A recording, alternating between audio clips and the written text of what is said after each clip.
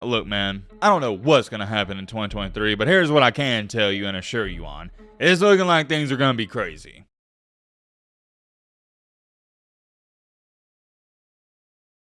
College football is known and loved for its craziness and unpredictability. It's safe to say that you never really know what's going to happen in any week of the college football season or any year. There's always going to be a mysterious team like TCU come out of nowhere and shock the country. You're going to see upsets, field stormings, fans crying, fans cheering. Heck, we've even seen mustard bottles thrown onto the field. I think it's more than safe to say college football is in a category of its own. But over the past, I'd say 15 years or so, the one aspect of college football that's been extremely predictable is the 3 to 4 teams that are always going to compete for the title. We know heading into the season every single year, okay, these 3 to 4 teams, they're the only teams that actually got a shot. But, and I have a big but, heading into 2023, it's different. And when I say it's different, I mean it is extremely different, and I don't even think it's close. I think in this up-and-coming season, we are about to witness one of the craziest college football seasons of all time, and we've never seen a season like this up until this point. And there's multiple reasons as to why I believe that, and we're going to go over them in today's video. I hope you guys had a great weekend, and hope you have an even better start to your week. Alright, Matt, blah, blah, blah. Shut the crap up. Now, without further ado,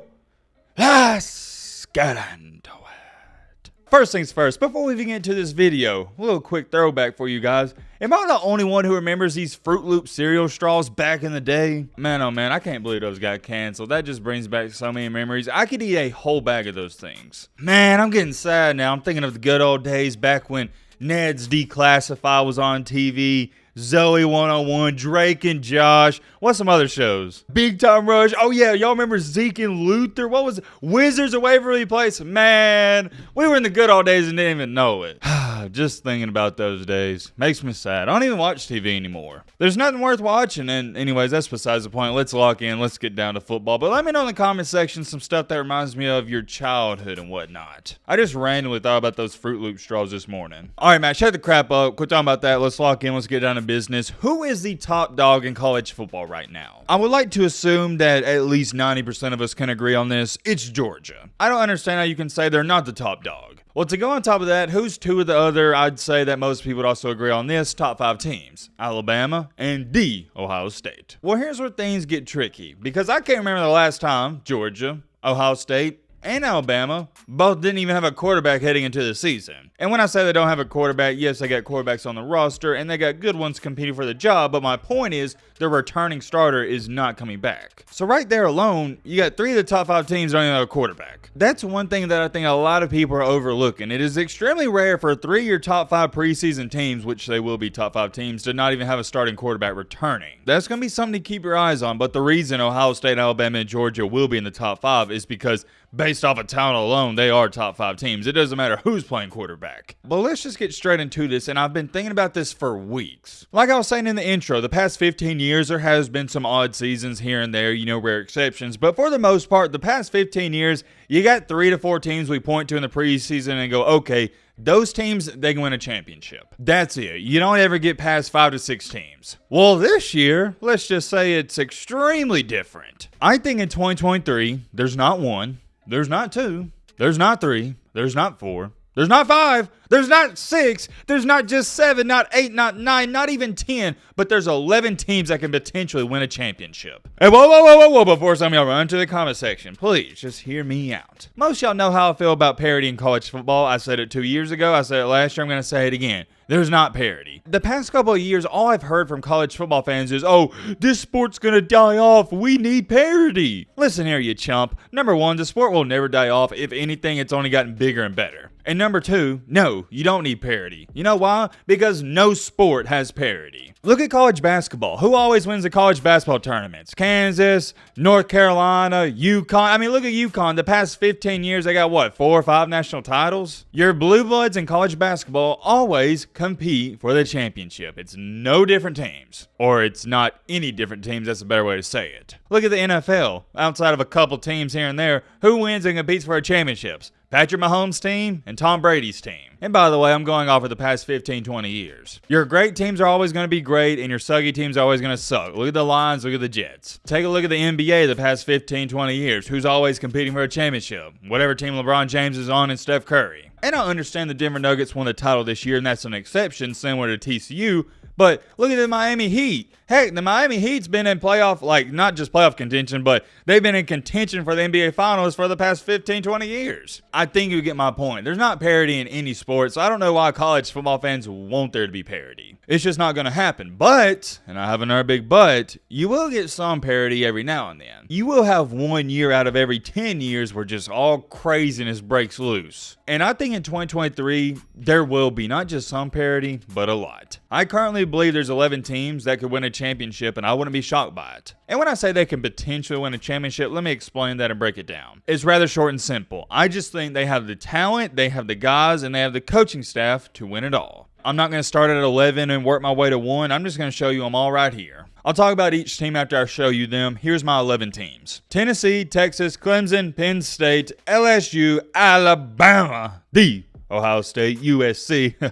Yeah, that one was close for me. I'll talk about that in a second. Florida State, the Cinnamon Rolls, and then we got Michigan, and of course, Georgia. Let's get these three out of the way since we already talked about them. Georgia, Ohio State, and Bama, obviously they can win a championship. They got the talent to compete with anybody. Michigan is not as talented as Ohio State, Bama, and Georgia, but got one of the best coaches in the country. They got a great quarterback coming back, super talented, and one of the best running back rooms in the nation. I'm loving Michigan this year. We all know they could potentially win a championship. So let's just get them 4 teams out of the way and talk about the interesting ones. And I say we start out with LSU first. A lot of people would say, well, Matt, you really think LSU and Brian Kelly could compete for a championship in year 2? And yes, I do. Brian Kelly is one of the best coaches in the country when he has great talent to work with. The problem is nobody gave him credit. Even I didn't give him credit at Notre Dame because he couldn't prove himself. Why couldn't he prove himself? He didn't have the talent. But oh and behold, you finally give him some 4 and 5 star recruits, and look what he does in year 1. He beat Nick Saban. LSU's only going to get better and better and better every single year. If they can beat Alabama, they win a championship. Plain and simple. You can say Alabama's in a down year. I don't care. They beat Bama. And Bama is the gold standard. You beat them, you win a championship. Next up, I want to talk about USC and Florida State because those kind of get a little wishy-washy. Am I sold on Florida State? No. Out of everybody that even talks about college football, believes in them the least amount. Not sold on them whatsoever, but I do like their quarterback coming back, and they also play in a cupcake conference in the ACC. I think Florida State, if they put everything together and everything just fell into place and they played their A-plus game, they could win a championship. But here's the thing. They'd have to play their A-plus game and just have the best run in college football playoff history. I think this is one of the years for them where the stars can align and they have the pieces to be great. Now, will they be great? That's a different conversation for a different day. I think they can be great though, so just keep your eyes on them. Next up is USC. Why do I have them in here? Well, it's for 2 reasons. Lincoln Riley and Caleb Williams. That's actually 3 reasons. Lincoln Riley, Caleb Williams, and the defense has improved mightily. Nobody has been talking about this in the offseason because nobody really cares about USC when it comes to defense, and they don't even have a strong core fan base. And when I say they don't have a strong core fan base, because in the Southeast, us people, it's live or die. Football is everything, and especially college football. But in not South Carolina, what am I talking about? In Southern California, they got all these pro sports. They got everything else going on. They could care less about college football. Now, don't get me wrong. USC has a decent fan base, but compared to the Southeast and the Big Ten and some other schools, nah, not even close. I didn't even want to put USC on this list, but when I looked at all the improvements they were making on defense, they got Georgia's 5-star defensive lineman, Barry Alexander. They made some other improvements. I think their defense in year 2 at Lincoln Riley, it can take that next step. And what I'm sold on the most about USC is you don't even need your defense to be good or average. Just be slightly below average and you can beat anybody. USC's offense is the real deal. If they can just get a couple of stops, they could win a title. Are they going to? Probably not, but they could. They can beat anybody. I believe that. I tell you this much right now, USC is a team that nobody wants to play just because of Caleb Williams. He's special, and I think you'd all be sitting here lying if you were to tell me, oh yeah, I'm not even scared of USC. Come on now, you're not at least a little bit scared of USC. I mean, they got some weapons. I get it. They're soft as Weenie Hut Juniors. They got to work on that, but do not sleep on them whatsoever. We only got 4 teams left, and as you can see right here, I got Penn State also involved in this mix. I like Penn State. I like them a lot. They got the 5-star quarterback coming in, got 2 of the best running backs in the country. They're going to be a serious threat. Penn State to me is in a similar boat and situation as Florida State. I think they can be great. I think they could win a title, but they'd have to play to their max potential. And will that happen? Probably not. Very rarely do teams ever max their potential. But just because of their 5-star quarterback Drew Aller and Nick Singleton, one of the best running backs in the country, and James Franklin, I do want to believe in them and give them a shot. It is a shot in the dark. It's like a 1% chance you're throwing a dart with a blindfold, but you got a shot. Next up, we only got 3 teams left. The Texas Longhorns. I think this one's simple and self-explanatory. They got all the talent in the world. They got Quinn Ewers coming back. They got the Sartnado running the show. Everything's lining up to have a great season. Did they go 8-5 last year? Yes, but every single game they lost was single digits. Texas can play with anybody, therefore they can beat anybody, and therefore also meaning they can win a title. And let me emphasize this again. Am I saying Texas is going to win a title or any of these teams? No, I'm just saying they potentially could. So calm down before you try to attack me for that. And also, last 2 teams here, we got Tennessee and Clemson. I say we start with Tennessee first. Well, obviously Tennessee's coming off of a great season, and the funny thing about Tennessee is a lot of people think last year was a fluke, but I'm here to tell you it was not. They are on the come up, and they are coming up faster than expected. Joe Milton is the talk of the town. Everybody's got him up for the preseason Heisman odds, and that's a different conversation for a different day. Me personally, I'm not sold on Joe Milton, but he's looking solid. And even if Joe Milton isn't great, they got a 5-star backup who I'm in love with, and that's Nico Iamaleava. We know Tennessee's going to average about 45 points per game.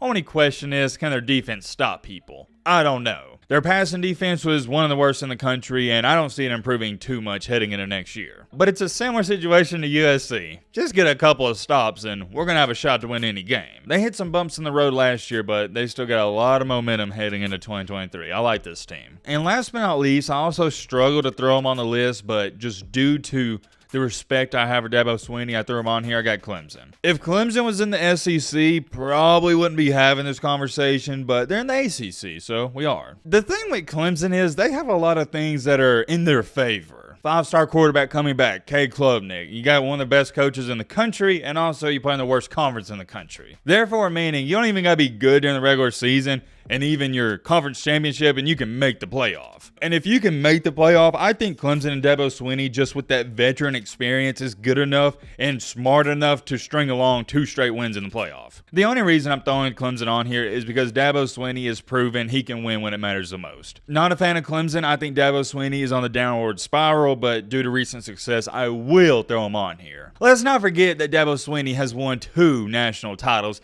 He's been there before, and he knows how to win. With all that being said, I'm going to ask you guys a question. When's the last time, if ever, that we could have pointed to 11 teams before the season and said, hey, they got a decent shot to win this thing? I'll tell you this much, I don't know the last time I felt this way. Normally, I'm pointing at 3 to 4 teams, maybe 5, and going, yep, they got a shot, and everybody outside of them has no shot. But this year, it's a toss-up. Who knows what's going to happen? I believe the days of just pointing at Alabama, Clemson, and Ohio State and saying, okay, those are the only 3 teams that can win a championship, and also Georgia, those days are over. Look, man, I don't know what's going to happen in 2023, but here's what I can tell you and assure you on. It's looking like things are going to be crazy. And oh yeah, by the way, how could I forget to mention this? You got the whole primetime show happening in Boulder, Colorado. What a time to be alive, what a time. I know we're in the driest part of the offseason of college football. Spring's over, nobody's doing anything, there's no news, but I am curious. Let me know your thoughts on this down below. But